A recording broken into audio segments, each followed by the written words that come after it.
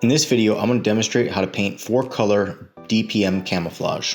To save time in the video, I've already done the prep work and applied a base color. For prep work, we recommend full disassembly, degreasing, abrasive blasting, and parkerizing if necessary. The base color is black. With our base color cure, we'll apply our first set of stencils. Stencils are available on our website freedomstencils.com or by clicking the link in the description below.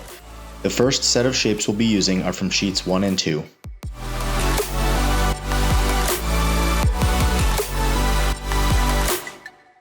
With the stencils in place, we'll apply our second color, which will be brown.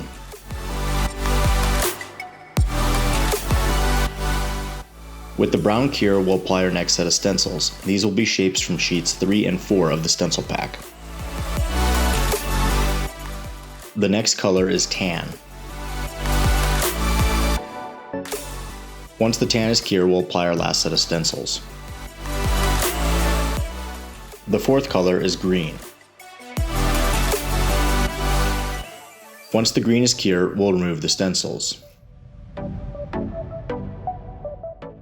Last, we'll create a distressed look by lightly spraying with black and rubbing with steel wool.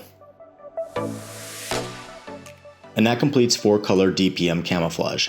I hope you enjoyed the video. If you did, make sure you like, share, subscribe, and comment in the comments below. You can also support this channel by visiting freedomstencils.com.